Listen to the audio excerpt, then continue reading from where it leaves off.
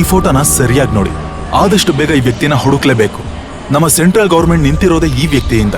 ಎಲ್ಲ ಏರ್ಪೋರ್ಟ್ಸ್ಗಳಿಗೂ intelligent ಬ್ಯೂರೋಗಳಿಗೂ inform ಮಾಡಿ ಆದಷ್ಟು ಬೇಗ ಟ್ರೇಸ್ ಮಾಡಲೇಬೇಕು. ಹೀಗೆ ಹೇಳ್ತಾ ಆ ಆಫೀಸರ್ ಕೈನಲ್ಲಿ ಒಂದು ಫೋಟೋ ಹಿಡ್ಕೊಂಡು ಏರ್ಪೋರ್ಟ್ ತುಂಬಾ ಓಡಾಡ್ತಾ ಇದ್ದ. ಅದೇ ಏರ್ಪೋರ್ಟ್ ನಲ್ಲಿ ಫ್ಲೈಟ್ ಗೋಸ್ಕರ ಕಾಯ್ತಾ ಇದ್ದ ಸುರಭಿ ಕ್ಯೂರಿಯಾಸಿಟಿಗೋಸ್ಕರ ಏನಿರಬಹುದು ಅಂತ ಆ ಕಡೆ ನೋಡಿದ್ಲು. ಅದನ್ನ ನೋಡಿದ ಅವಳು ಒಂದು ಕ್ಷಣ ಗಾಬರಿಯಾದ್ಲು. ಅವಳಿಗೆ ಅವಳ ಕಣ್ಣನ್ನೇ ನಂಬೋದಕ್ಕಾಗ್ಲಿಲ್ಲ. ಯಾಕಂದ್ರೆ ಆ ವ್ಯಕ್ತಿ ಕೈಲಿದ್ದ ಫೋಟೋ ಬೇರೆ ಯಾರದ್ದು ಅಲ್ಲ, ಅದು ಅವಳ ಗಂಡ ವಿರಾಜ್ ಅವಿನಾಶಿಯದ್ದಾಗಿತ್ತು. ಇದನ್ನು ನೋಡಿದ ಸುರಭಿ ಏನಾಗಿರಬಹುದು ಅನ್ನೋ ಟೆನ್ಷನ್ ಅಲ್ಲಿ ಹೋಗ್ಬೇಕಾಗಿದ್ದ ಫ್ಲೈಟ್ ಬಿಟ್ಟು ಅಲ್ಲಿಂದ ಹೊರಟು ಕ್ಯಾಬ್ ಹತ್ತಿ ಮನೆ ಕಡೆ ಹೊರಟೋದ್ಲು. ಗಂಡ ಅನ್ನಿಸಿಕೊಂಡವನನ್ನ ಪೊಲೀಸ್ ಹುಡುಕೋದನ್ನ ನೋಡಿದ ಹೆಂಡತಿಯ ರಿಯಾಕ್ಷನ್ ಏನಿರಬಹುದು, ಅಷ್ಟಕ್ಕೂ ಅಲ್ಲಿ ಏನ್ ನಡೀತಾ ಇರಬಹುದು ಅನ್ನೋ ಪ್ರಶ್ನೆಗೆ ನಿಮ್ಗೂ ಉತ್ತರ ಬೇಕಿದ್ದಲ್ಲಿ ಈ ಕಥೆಯನ್ನ ಸಂಪೂರ್ಣವಾಗಿ ಕೇಳಿ.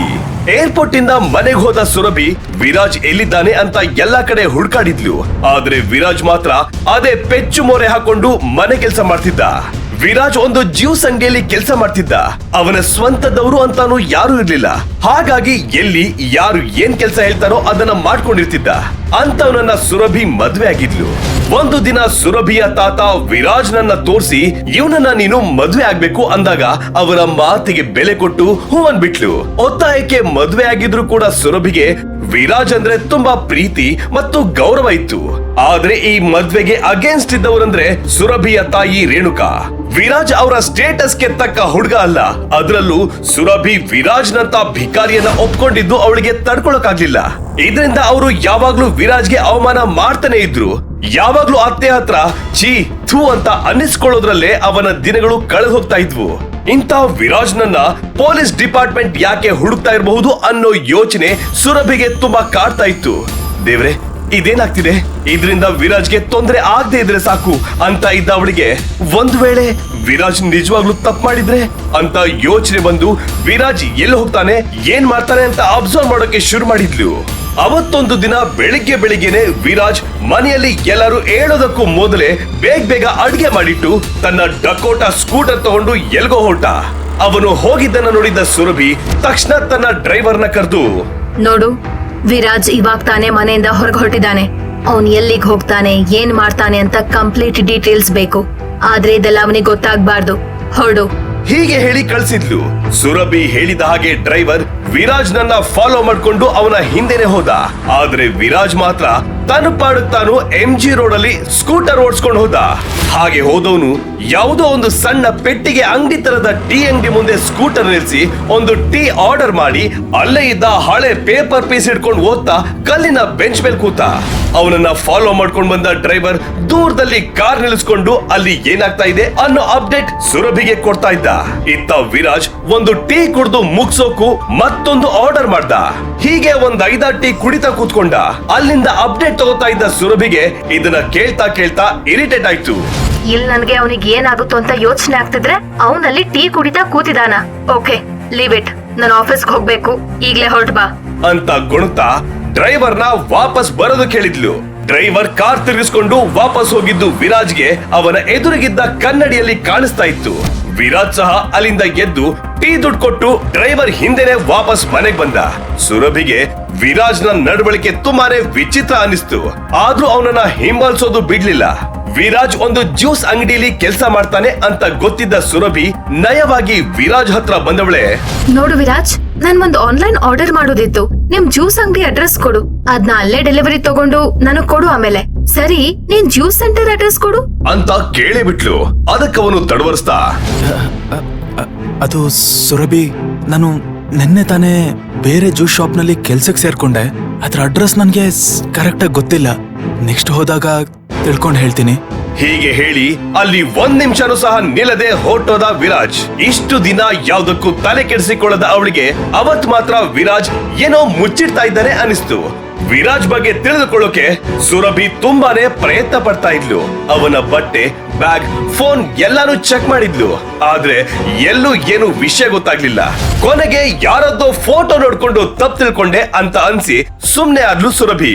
ಅವತ್ತು ಸುರಭಿ ಡೈಲಿ ಆಫೀಸ್ಗೆ ಹೋಗೋ ಹಾಗೆ ರೆಡಿಯಾಗಿ ಹೊರಟೋಗಿದ್ಲು. ಇನ್ನೇನ್ ಅರ್ಧ ದಾರಿ ತಲುಪಿರಬಹುದು ಅಷ್ಟರಲ್ಲೇ ಎಲ್ಲಿಂದಲೋ ಬಂದ ಕಪ್ಪು ಬಣ್ಣದ ಸ್ಕಾರ್ಪಿಯೋ ಒಂದು ಸುರಭಿ ಕಾರಿಗೆ ಅಡ್ಡ ನಿಂತ್ಕೊಳ್ತು. ಏನಾಯ್ತು ಅಂತ ನೋಡೋದಕ್ಕೆ ಸುರಭಿ ಕಾರ್ ಡ್ರೈವರ್ ಕಾರಿಂದ ಕೆಳಗಿಳಿತಾ ಇದ್ದ ಹಾಗೆ ಹಿಂದಿನಿಂದ ಬಂದ ವ್ಯಕ್ತಿಯೊಬ್ಬ ಡ್ರೈವರ್ ತಲೆಗೆ ಕಬ್ಬಿಣದ ರಾಡ್ ಇಂದ ಹೊಡೆದು ಪ್ರಜ್ಞೆ ತಪ್ಪಿಸಿ ಬಿಟ್ಟ. ಇಷ್ಟೆಲ್ಲ ಆಗ್ತಿದ್ರು ಹೆಲ್ಪ್ ಮಾಡೋದಕ್ಕೆ ಯಾರು ಹತ್ರನೂ ಬರಲಿಲ್ಲ.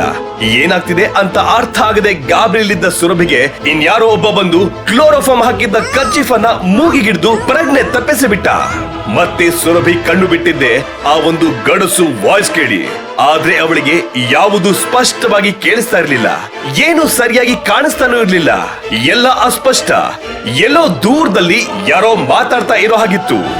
ಎಷ್ಟೋ ಧೈರ್ಯ ನಿಮ್ಗೆಲ್ಲ, ಅದು ನನ್ ಸುರಭಿನ ಕಿಡ್ನಾಪ್ ಮಾಡಿದ್ದೀರಾ ಅಂತ ಹೇಳಿ ತನ್ನ ಕೈಯನ್ನ ವೇವ್ ರೀತಿ ತಿರುಗಿಸಿದಾಗ ಅವನ ಮೈಯಲ್ಲಿ ಕರೆಂಟ್ ಪವರ್ ಸರ್ಕ್ಯುಲೇಟ್ ಆಗೋಕೆ ಶುರುವಾಯ್ತು. ಜೊತೆಗೆ ಅವನ ಕಣ್ಣಿನ ಕಲರ್ ನೀಲಿ ಬಣ್ಣಕ್ಕೆ ತಿರುಗಿತ್ತು. ಅಲ್ಲಿದ್ದ ಎಲ್ಲರಿಗೂ ಕನ್ಫರ್ಮ್ ಆಗೋಗಿತ್ತು ಇವನು ಸಾಮಾನ್ಯ ಮನುಷ್ಯ ಅಲ್ಲ ಅಂತ. ನೋಡ್ತಿದ್ದ ಹಾಗೆ ವಿರಾಜ್ ತನ್ನಲ್ಲಿದ್ದ ಕರೆಂಟ್ ನ ಅಲ್ಲಿದ್ದ ಎಲ್ಲರ ಕಡೆಗೂ ಹರಿಸ್ಬಿಟ್ಟ. ಅದು ಕ್ಷಣ ಮಾತ್ರದಲ್ಲಿ ಎಲ್ಲರನ್ನು ಸುಟ್ಟು ಭಸ್ಮ ಮಾಡಿತ್ತು. ಮರುಕ್ಷಣನೇ ವಿರಾಜ್ ಗಾಳಿಯಲ್ಲಿ ತೇಲ್ಕೊಂಡು ಹಾಗೆ ರಪ್ ಅಂತ ಅಲ್ಲಿದ್ದ ಲೀಡರ್ ಮುಂದೆ ನಿಂತ. ಇಷ್ಟೊತ್ತು ತನ್ನ ಕಣ್ಣೆದುರಿಗೆ ಆದ ದೃಶ್ಯವನ್ನು ಕಂಡು ಈಗಾಗಲೇ ಅವನು ಪ್ಯಾಂಟ್ ಒದ್ದೆ ಮಾಡ್ಕೊಂಡ್ ಬಿಟ್ಟಿದ್ದ.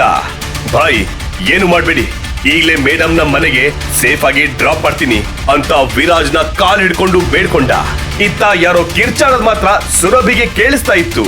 ಅರ್ಧ ಕಣ್ಬಿಟ್ಟು ನೋಡೋ ಪ್ರಯತ್ನ ಮಾಡಿದ್ಲು, ಆದ್ರೆ ತಲೆ ತುಂಬಾ ಭಾರ ಅನ್ಸಿ ಹಾಗೆ ಕಣ್ ಮುಚ್ಚಿದ್ಲು ಸುರಭಿ. ಮತ್ತೆ ಎಚ್ಚರ ಆದಾಗ ತನ್ನ ಮನೆ ಬೆಡ್ರೂಮ್ ನಲ್ಲಿದ್ಲು. ಏನಾಯ್ತು ಅಂತ ಅಲ್ಲೇ ಪಕ್ಕದಲ್ಲಿ ಕೂತಿದ್ದ ಅವಳ ಅಮ್ಮ ರೇಣುಕಾರನ್ನ ಕೇಳಿದ್ಲು ಸುರಭಿ. ಅದಕ್ಕೆ ಅವರು, ಅಯ್ಯೋ ಸುರಭಿ, ದಾರಿಲಿ ಸಣ್ಣ ಆಕ್ಸಿಡೆಂಟ್ ಆಗಿ ಪ್ರಜ್ಞೆ ತಪ್ಪಿದ್ದೆ ಅಂತೆ. ಯಾರೋ ಪುಣ್ಯಾತ್ಮರು ನೋಡಿ ನಿನ್ನ ಮನೆ ತನಕ ಬಿಟ್ಟು ಹೋದ್ರು. ಡ್ರೈವರ್ಗೆ ಪ್ರಜ್ಞೆ ಇಲ್ಲ, ಹಾಸ್ಪಿಟಲ್ ಸೇರಿಸಿದ್ದಾರೆ. ಹೀಗೆ ಗಾಬರಿಯಲ್ಲಿ ಹೇಳಿದ್ರು ಸುರಭಿ ಅಮ್ಮ. ಆದ್ರೆ ಅಲ್ಲಿ ಏನ್ ನಡೆದಿತ್ತು ಅಂತ ಹೇಳಿದ್ರೆ ಅಮ್ಮ ಇನ್ನೂ ಗಾಬರಿ ಆಗ್ತಾರೆ ಅಂತ ಏನು ಹೇಳೋ ಧೈರ್ಯ ಮಾಡ್ಲಿಲ್ಲ ಸುರಭಿ. ಆದ್ರೆ ಅವಳಿಗೆ ಅಲ್ಲಿ ಕೇಳಿಸಿದ್ದ ವಾಯ್ಸ್ ವಿರಾಜ್ ದೇನಾ ಅನ್ನೋ ಪ್ರಶ್ನೆಗೆ ಉತ್ತರ ಬೇಕಿತ್ತು. ಅದೇ ಯೋಚನೆಯಲ್ಲಿ ಮುಳುಗೋದ್ಲು ಸುರಭಿ. ಅವತ್ತೊಂದು ದಿನ ಹಾಗೆ ಬಾಲ್ಕನಿಯಲ್ಲಿ ನಿಂತು ಹಾಗೆ ಯೋಚಿಸ್ತಾ, ಇದೇ ನನ್ ಲೈಫ್ ನಲ್ಲಿ ಹೀಗಾಗ್ತಾ ಇದೆ. ನಾನ್ ವಿರಾಜ್ ನೆಮ್ಮದಿಯಾಗಿರೋದಕ್ಕೆ ಯಾಕೆ ಎಲ್ಲರೂ ತೊಂದರೆ ಕೊಡ್ತಾ ಇದ್ದಾರೆ? ಈಗ ವಿರಾಜ್ ಕೂಡ ವಿಚಿತ್ರವಾಗಿ ಆಡ್ತಿದ್ದಾನೆ.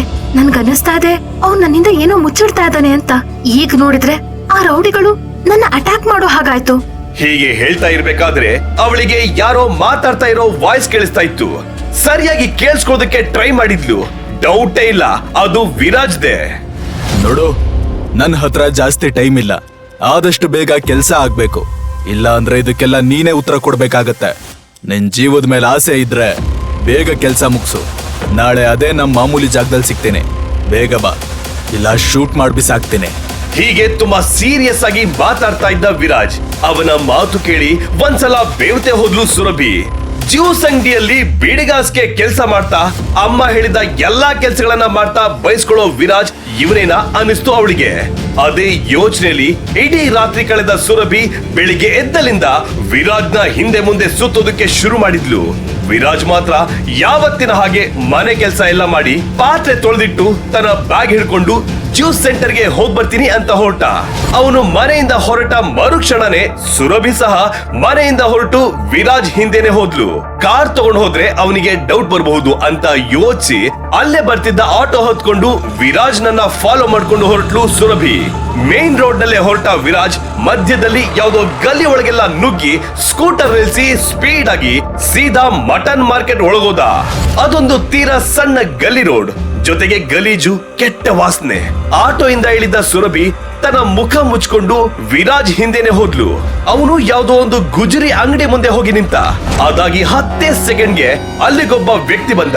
ಅವನ ಆ ಜುಬ್ಬ, ಉದ್ದನೆ ಗಡ್ಡ, ಮೈ ತುಂಬಾ ಚಿನ್ನ, ಕೈಲೊಂದು ಹಾಕಿ ಸ್ಟಿಕ್ ಎಲ್ಲ ಹಿಡ್ಕೊಂಡು ಬಂದಿದ್ದ. ಎಂಥವ್ರೆ ನೋಡಿದ್ರು ಅವನೊಬ್ಬ ರೌಡಿ ಅಂತ ಹೇಳಬಹುದಿತ್ತು. ಹಾಗಿದ್ದ ವಿರಾಜ್ ಇದ್ದಲ್ಲಿಗೆ ಬಂದ. ಅವನು ಕೈ ಮುಗಿದು ನಮಸ್ಕಾರ ಮಾಡಿ, ಬಾಸ್, ನೀವ್ ಹೇಳ್ದಾಗೆ ನಾಳೆನೆ ಮಾಲ್ ಡೆಲಿವರಿ ಮಾಡ್ತೀನಿ. ನೀವು ಸಹ ಕೊಟ್ಟು ಮಾತನ್ನ ಮರಿಬೇಡಿ. ಜೊತೆಗೆ ನನಗೆ ಸ್ವಲ್ಪ ದುಡ್ಡು ಬೇಕಿತ್ತು ಬಾಸ್ ಅಂತ ಹೇಳಿ ತನ್ನ ಕೈಲಿದ್ದ ಒಂದು ಎನ್ವಲಪ್ ಕವರ್ ಕೊಟ್ಟು ಕೈ ಮುಗಿದೆ ನಿಂತ. ವಿರಾಜ್ ಬೇರೇನು ಮಾತಾಡದೆ ತನ್ನ ಜಾಕೆಟ್ ಅಲ್ಲಿದ್ದ ದುಡ್ಡಿನ ಕಟ್ಟನ್ನ ತೆಗೆದು ಆ ರೌಡಿ ಕೈನಲ್ಲಿಟ್ಟ. ನಾಳೆನೆ ಕೆಲ್ಸ ಆಗ್ಬೇಕು ಅಂತ ಮತ್ತೆ ವಾರ್ನ್ ಮಾಡಿ ಅಲ್ಲಿಂದ ಹೊರಟ ವಿರಾಜ್. ಇದನ್ನೆಲ್ಲ ನೋಡ್ತಾ ಇದ್ದ ಸುರಭಿ ಗಾಬರಿ ಆದ್ಲು. ಇಷ್ಟ ಇಲ್ಲದೆ ಮದುವೆ ಆಗಿದ್ರು, ತಾಳಿ ಕಟ್ಟಿದ್ದ ಗಂಡ ಅಂತ ಅವನನ್ನ ತುಂಬಾ ಪ್ರೀತಿಸಿ ಗೌರವಿಸ್ತಿದ್ದ ಸುರಭಿಗೆ ವಿರಾಜ್ ಯಾರೋ ನಟೋರಿಯಸ್ ರೌಡಿನ ನಡಗಿಸ್ತಾ ಇರೋದನ್ನ ನೋಡಿ ಬೆಚ್ಚಿ ಬೀಳೋ ಹಾಗಾಯ್ತು. ಆದ್ರೆ ಅವಳು ಏನು ಮಾಡದ ಪರಿಸ್ಥಿತಿಯಲ್ಲಿದ್ಲು. ಸಾಕ್ಷಿ ಇಲ್ಲದೆ ಏನೇ ಹೇಳಿದ್ರು ಪೊಲೀಸ್ ಸಹ ನಂಬಲ್ಲ. ಹಾಗಾಗಿ ವಿರಾಜ್ ನನ್ನ ನೆಕ್ಸ್ಟ್ ಟೈಮ್ ಫಾಲೋ ಮಾಡಿದಾಗ ಎಲ್ಲಾನು ರೆಕಾರ್ಡ್ ಮಾಡ್ಬೇಕಂತ ಅಂದ್ಕೊಂಡು ಸೀದಾ ಮನೆ ಕಡೆ ಹೆಜ್ಜೆ ಹಾಕಿದ್ಲು ಸುರಭಿ. ಅವಳಿಗೆ ಮನೆಗೆ ಹೋದ್ಮೇಲೂ ವಿರಾಜ್ ನನ್ನ ನೋಡೋ ಧೈರ್ಯ ಸಹ ಬರ್ಲಿಲ್ಲ. ಗಂಡ ಆಗಿದ್ರು ಸರಿ, ತಪ್ಪು ಯಾರ್ ಮಾಡಿದ್ರು ತಪ್ಪೆ. ಹೇಗಾದ್ರೂ ಮಾಡಿ ಇವನನ್ನ ಪೊಲೀಸ್ಗೆ ಹಿಡ್ಕೊಡ್ಬೇಕಂತ ಯೋಚನೆ ಮಾಡಿ ಅವತ್ತು ರಾತ್ರಿ ಹೇಗೋ ಕಳೆದ್ಲು. ಮರುದಿನ ಮತ್ತೆ ವಿರಾಜ್ ಹೊರಗಡೆ ಹೊರಟಾಗ ಅವನ ಹಿಂದೆನೆ ಸುರಭಿನೂ ಹೋದ್ಲು. ವಿರಾಜ್ ಲೊಕೇಶನ್ ಟ್ರೇಸ್ ಮಾಡ್ತಾ ಮಾಡ್ತಾ ಯಾವುದೋ ಹಳೆ ಗೋಡೌನ್ ಹತ್ರ ಹೋದ. ವಿರಾಜ್ ಒಂದು ಕ್ಷಣ ಮಿಸ್ ಆಗೋದ. ಸುರಭಿ ಅವನನ್ನ ಹುಡ್ಕೋದಕ್ಕೆ ಶುರು ಮಾಡಿದ್ಲು. ಆದ್ರೆ ಇತ್ತ ವಿರಾಜ್ ಗೋಡೌನ್ ಒಳಗೆ ಎಂಟ್ರಿ ಆಗ್ತಿದ್ದ ಹಾಗೆ 50 ಜನ ಬಾಡಿ ಬಿಲ್ಡರ್ಸ್ ಅವನನ್ನ ಚಚ್ಚಬೇಕಂತ ಅಲ್ಲಿ ಕಾಯ್ತಿದ್ರು. ಅವರನ್ನ ಕೆಕ್ಕರ್ಸ್ಕೊಂಡ್ ನೋಡೋಕೆ ಶುರು ಮಾಡಿದಾಗ ವಿರಾಜ್ ಕಣ್ಣಿನ ಕಲರ್ ಮತ್ತೆ ಚೇಂಜ್ ಆಯ್ತು. ಅವನ ಮುಖದಲ್ಲಿ ಒಂದು ವಿಚಿತ್ರ ತೇಜಸ್ಸು ಮೂಡ್ತು. ಒಬ್ಬ ದಾಂಡಿಗ ವಿರಾಜ್ ತಲೆ ಮೇಲೆ ಒಂದು ಗ್ಯಾಸ್ ಸಿಲಿಂಡರ್ ನ ಎಸ್ತು ಸಾಯಿಸೋಕ್ ಹೋದ. ಆದ್ರೆ ಅಲ್ಲಿ ಆಗಿದ್ದ ಮಿರಾಕಲ್ ನೋಡಿ ಎಲ್ರು ಗಪ್ ಚುಪ್ ಆಗ್ಬಿಟ್ರು. ಯಾಕಂದ್ರೆ ಗ್ಯಾಸ್ ಸಿಲಿಂಡರ್ ವಿರಾಜ್ ನ ಟಚ್ ಮಾಡಿರ್ಲಿಲ್ಲ. ವಿರಾಜ್ ಆತ್ಮದ ರೀತಿ ಟ್ರಾನ್ಸ್ಪರೆಂಟ್ ಆಗ್ಬಿಟ್ಟಿದ್ದ. ಯಾರು ಕೂಡ ಅವನನ್ನ ಟಚ್ ಮಾಡೋಕಾಗ್ತಿರ್ಲಿಲ್ಲ. ಆದ್ರೆ ಅವನ್ ಮಾತ್ರ ಎಲ್ಲರೂ ಹೊಡೆದುರುಳಿಸ್ದ. ಕೊನೆಗೆ ಆ 50 ಜನರನ್ನ ಸಾಯಿಸಿ ಅವರ ಹೆಣಗಳ ಮೇಲೆ ಕೂತ್ಬಿಟ್ಟ. ಅವನ ಕಣ್ಣಿನ ಕಲರ್ ಈಗ ನಾರ್ಮಲ್ ಆಯ್ತು. ಸರಿ, ಮುಂದಿನ ಕೆಲಸ ನೋಡೋಣ ಅಂತ ವಿರಾಜ್ ಮುಂದಕ್ಕೆ ಹೋದ. ಆಗ ಅಲ್ಲಿಗೆ ಸುರಭಿ ಬಂದು ಅವಳು ಕೇವಲ ವಿರಾಜ್ ಅಲ್ಲಿಂದ ಹೊಟ್ಟಿದ್ದನ್ನ ಮಾತ್ರ ನೋಡಿದ್ಲು. ಆದ್ರೆ ಅಲ್ಲಿದ್ದ ಹೆಣದ ರಾಶಿಯನ್ನ ನೋಡಿ ಕಂಪ್ಲೀಟ್ ಗಾಬರಿ ಆಗೋದ್ಲು. ಸುರಭಿ ಸಹ ಹಿಂದೆ ಮುಂದೆ ಯೋಚಿಸದೆ ಸೀದಾ ಒಳಗೋದ್ಲು. ಇನ್ನೇನ್ 2 ಹೆಜ್ಜೆ ಇಟ್ಟಿರಬಹುದು ಅಷ್ಟರಲ್ಲಿ ಅದೆಲ್ಲಿಂದಾನು ಒಂದು ಬುಲೆಟ್ ಸುರಭಿ ಕಡೆನೆ ಸೀಳಿ ಬಂತು. ಇದನ್ನ ನೋಡಿದ ವಿರಾಜ್ ಒಂದೇ ಕೈಲಿ ಸುರಭಿನ ತನ್ನ ಕಡೆ ಎಳ್ಕೊಂಡ. ಇದ್ಯಾವುದನ್ನು ನಿರೀಕ್ಷೆ ಕೂಡ ಮಾಡದ ಸುರಭಿ ಬ್ಯಾಲೆನ್ಸ್ ತಪ್ಪಿ ವಿರಾಜ್ ಮೇಲೆ ಬಿದ್ಬಿಟ್ಲು. ಇಬ್ಬರು ಒಬ್ಬರನ್ನ ಒಬ್ರು ನೋಡ್ತಾ ಆ ಕ್ಷಣಕ್ಕೆ ತಾವ್ ಎಲ್ಲಿದ್ದೀವಿ ಅನ್ನೋದನ್ನೇ ಮರ್ತೋಗೋದ್ರಲ್ಲಿದ್ರು. ಆದ್ರೆ ಅದೇ ಕ್ಷಣಕ್ಕೆ ಮತ್ತೊಂದು ಬುಲೆಟ್ ಅವರ ಕಡೆ ಬರ್ತಾ ಇತ್ತು. ಯಾವುದೋ ಸೂಪರ್ ಪವರ್ ಬಂದಿರೋ ರೀತಿ ಅದರಿಂದ ತಪ್ಪಿಸಿಕೊಂಡ ವಿರಾಜ್ ಸುರಭಿನ ಒಂದು ಸೈಡ್ ಅಲ್ಲಿ ನಿಲ್ಸಿ ತನ್ನ ಶೂ ಒಳಗಿಂದ ರಿವಾಲ್ವರ್ ತೆಗೆದು ಶೂಟ್ ಮಾಡೋದಕ್ಕೆ ಶುರು ಮಾಡ್ದ. ಅದರಲ್ಲೊಂದು ಬುಲೆಟ್ ಅಲ್ಲೆಲ್ಲೋ ಮೂಲೆಯಲ್ಲಿ ಅಡಗಿ ಕುಳಿತಿದ್ದ ವ್ಯಕ್ತಿಯ ಕಾಲಿಗೆ ತಾಗಿ ಅವನು ನೋವು ತಾಳಲಾರದೆ ಜೋರಾಗಿ ಕಿರ್ಚುತ್ತಾ ನೆಲದ ಮೇಲೆ ಬಿದ್ದ. ಅವನ ಮುಖ ನೋಡಿದ ತಕ್ಷಣ ಸುರಭಿ ಮುಖ ಬೀಳ್ಸ್ಕೊಳ್ತು. ಅವನೊಬ್ಬ ಮೋಸ್ಟ್ ವಾಂಟೆಡ್ ಇಂಟರ್ನ್ಯಾಷನಲ್ ಕ್ರಿಮಿನಲ್. ತುಂಬಾ ದೇಶದವರು ಅವನನ್ನ ಹುಡುಕ್ತಾ ಇದ್ರು. ಸುರಭಿಗಂತೂ ಬಾಯೆಲ್ಲ ಒಣಗಿ ಭಯ ಶುರುವಾಯ್ತು. ವಿರಾಜ್ಗೂ ಈ ರೌಡಿಗೂ ಏನ್ ಸಂಬಂಧ ಇರಬಹುದು? ಇಬ್ರದು ಒಂದೇ ಗ್ಯಾಂಗ್ ಆಗಿದ್ರೆ ಅನ್ನೋ ಏನೇನೋ ಪ್ರಶ್ನೆಗಳು ಅವಳ ತಲೆಯಲ್ಲಿ ಓಡ್ತಾ ಇದ್ವು. ತಕ್ಷಣ ಅಲರ್ಟ್ ಆದ ಅವಳು ಪೊಲೀಸ್ ಕಂಟ್ರೋಲ್ ರೂಮ್ಗೆ ಕಾಲ್ ಮಾಡಿ, ಹಲೋ ಪೊಲೀಸ್ ಸ್ಟೇಷನ್, ನೀವೆಷ್ಟು ದಿನ ಹುಡುಕ್ತಾ ಇದ್ದ ಕ್ರಿಮಿನಲ್ ಒಬ್ಬ ಇಲ್ಲೇ ಒಂದ್ ಹಳೆ ಗೋಡನ್ನಲ್ಲಿದ್ದಾನೆ. ಜೊತೆಗೆ ಇನ್ನೊಬ್ಬ ಕ್ರಿಮಿನಲ್ ಸಹ ಇದ್ದಾನೆ.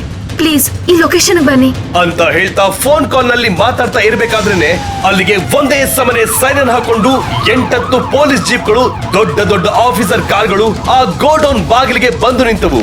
ಸುರಭಿಗೆ ಆಶ್ಚರ್ಯ ಆಯ್ತು, ಇಷ್ಟು ಬೇಗ ಹೇಗ್ ಬಂದ್ರು ಅಂತ. ಇನ್ನೇನು ವಿರಾಜ್ ಅರೆಸ್ಟ್ ಆಗ್ತಾನಂತ ಕಾಯ್ತಾ ನಿಂತಿದ್ಲು ಸುರಭಿ.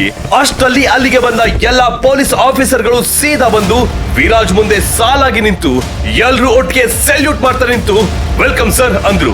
ಅಲ್ಲಿಗೆ ಬಂದ ಹೋಮ್ ಮಿನಿಸ್ಟರ್ ಸಹ ವಿರಾಜ್ ನನ್ನ ನೋಡಿ ಕಂಗ್ರಾಚ್ಯುಲೇಷನ್ ಹೇಳಿ ಕೈ ಕುಲ್ಕಿದ್ರು. ಅಲ್ಲೇ ಇದ್ದ ಸುರಭಿನ ಗಮನಿಸಿದ ಹೋಮ್ ಮಿನಿಸ್ಟರ್ ಅವಳ ಕಡೆ ತಿರುಗಿ, ಮೇಡಮ್ ನಮಸ್ಕಾರ, ನೀವು ವಿರಾಜ್ ಅವಿನಾಶಿ ಸರ್ ವೈಫ್ ಅಲ್ವಾ? ನಿಮ್ಗೇನು ತೊಂದರೆ ಆಗಿಲ್ಲ ತಾನೆ? ನೋಡಿ ಇನ್ಸ್ಪೆಕ್ಟರ್, ಮೇಡಮ್ನ ಜೋಪಾನವಾಗಿ ಮನೆ ಕಳಿಸ್ಕೊಡೋದಕ್ಕೆ ವ್ಯವಸ್ಥೆ ಮಾಡಿ. ಹಾಗೆ ವಿರಾಜ್, ನೀವು ಸಹ ಮೇಡಮ್ ಜೊತೆ ಹೊರಡಿ. ನಾಳೆ PM ಆಫೀಸಲ್ಲಿ ಸಿಗೋಣ ಅಂತ ಹೇಳಿ ವಿರಾಜ್ ಮತ್ತು ಸುರಭಿನ ಪೊಲೀಸ್ ಎಸ್ಕಾರ್ಟ್ ಜೊತೆ ಮನೆಗೆ ಕಳಿಸೋ ವ್ಯವಸ್ಥೆ ಮಾಡಿದ್ರು ಮಿನಿಸ್ಟರ್. ಇದನ್ನೆಲ್ಲ ನೋಡಿದ ಸುರಭಿ ದಂಗಾಗಿ ಹೋಗಿದ್ಲು. ಇಡೀ ಪ್ರಪಂಚ ತಲೆ ಕೆಳಗಾದ ಹಾಗೆ ಅನಿಸ್ತಾ ಇತ್ತು ಅವಳಿಗೆ. ಅಷ್ಟಕ್ಕೂ ವಿರಾಜ್ಗೂ ಪೊಲೀಸ್ ಡಿಪಾರ್ಟ್ಮೆಂಟ್ಗೂ ಇರೋ ಸಂಬಂಧ ಆದ್ರೂ ಏನು? ಮಿನಿಸ್ಟರ್ ಒಬ್ಬ ಜ್ಯೂಸ್ ಅಂಗಡಿಲಿ ಕೆಲಸ ಮಾಡೋ ವಿರಾಜ್ ನನ್ನ ಸರ್ ಅಂತ ಕರೆದು ರೆಸ್ಪೆಕ್ಟ್ ಕೊಡ್ತಾ ಇರೋದಾದ್ರೂ ಯಾಕೆ? ಇಡೀ ಅಂಡರ್ ವರ್ಲ್ಡ್ ಡಾನ್ ಗಳೆಲ್ಲ ಈ ವಿರಾಜ್ಗೆ ಹೆದರುವಂತದ್ದು ವಿರಾಜ್ ಏನ್ ಮಾಡಿದ್ದಾನೆ? ಅಷ್ಟೆಲ್ಲ ಪವರ್ ಇರೋ ಈ ವಿರಾಜ್ ಹೆಂಡತಿ ಮನೆಯಲ್ಲಿ ಕೆಲಸದೊಂಥರ ಯಾಕಿದ್ದಾನೆ? ಇದೆಲ್ಲದರ ಹಿಂದೆ ಯಾರಿಗೂ ಗೊತ್ತಿಲ್ಲದ ಗುಟ್ಟೇನಾದ್ರೂ ಅಡಗಿದ್ಯಾ? ಈಗಲೇ ಡೌನ್ಲೋಡ್ ಮಾಡಿ ಪಾಕೆಟ್ FM ಮತ್ತು ಕೇಳಿ ವೀರಮಾಣಿಕ್ಯ. ಲಿಂಕ್ ಡಿಸ್ಕ್ರಿಪ್ಷನ್ನಲ್ಲಿ ಇದೆ.